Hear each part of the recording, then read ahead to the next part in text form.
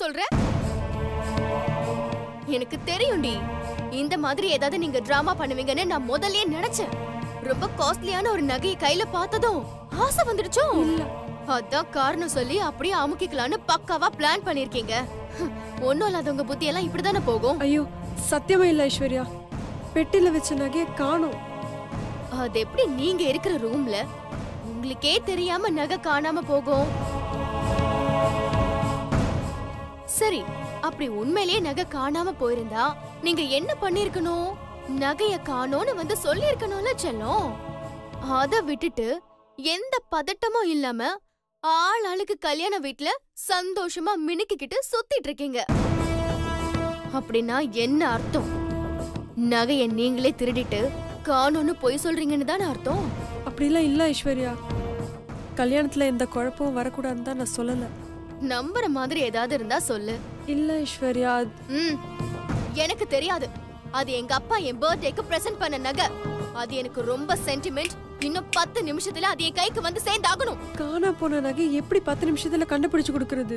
அதுவும் பிரச்சனை. என் அண்ணன் தாலி கட்டுறதுக்கு முன்னாடி என் நகை என் கைக்கு வந்து சேர்ந்தாகணும்.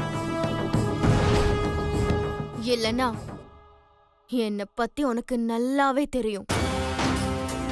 எதை பத்தியும் யோசிக்காம கல்யாணத்தை நிறுத்தி நீங்க எல்லாரும் திருட்டு குடும்பம்னு எல்லார் முன்னாடியும் சொல்லிடுவேன்.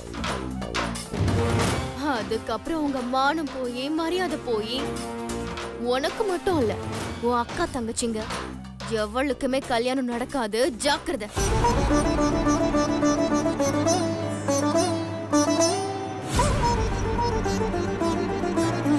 ஐஸ்வர்யா ப்ளீஸ், தாலி கட்டி முடிக்கட்டும்.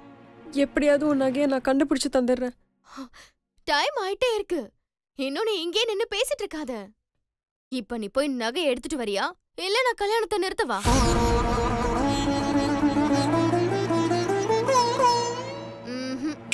நீ சரிப்பட்டு வரமாட்ட.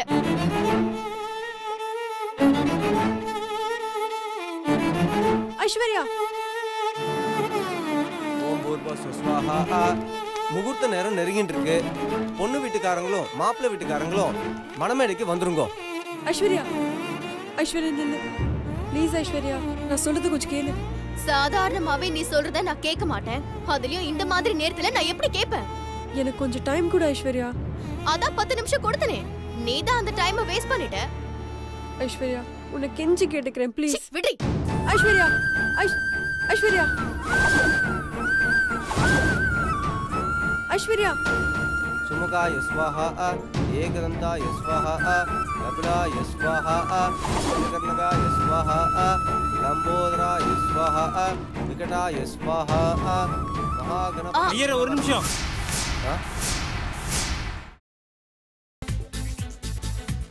புதினா போண்டா தேவையான பொருட்கள்: புதினா 1 கட்டு, பாசிப்பருப்பு 100 கிராம், துவரம் பருப்பு 50 கிராம், உளுத்தம் பருப்பு 2 தேக்கரண்டி, கடலை பருப்பு 2 தேக்கரண்டி, பச்சை மிளகாய் 2, இஞ்சி சிறு துண்டு, தேங்காய் துருவல் 1 கப், சீரகம் 1 தேக்கரண்டி, எண்ணெய் தேவையான அளவு, உப்பு தேவையான அளவு.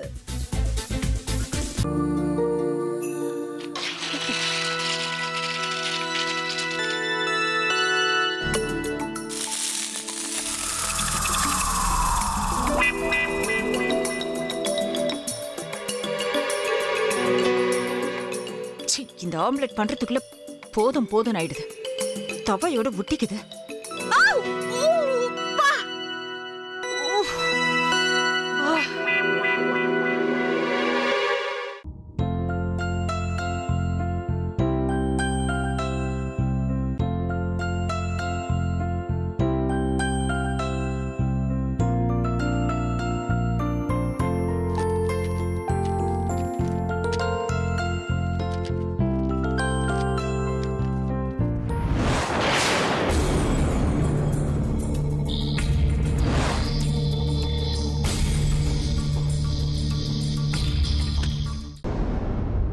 அமிர்தா இப்ப என்ன பண்ணிக்கிட்டு இருப்பாங்க? நாளைக்கு எல்லாரும் சேர்ந்து அவங்க வீட்டுல பொண்ணு கேட்கறதுக்காக போறோம். என்ன மாதிரி அவங்களும் ரொம்ப எக்ஸைட்டா இருப்பாங்களோ? அதான் போன் நம்பர் இருக்கே, ஃபோன் பண்ணி கேட்டுடலாம்.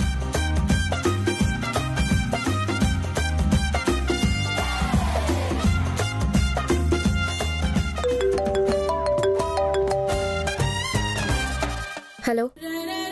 ஆஹா, தேன் மாதிரி உங்க வாய்ஸ் ரொம்ப ஸ்வீட்டா இருக்குங்க.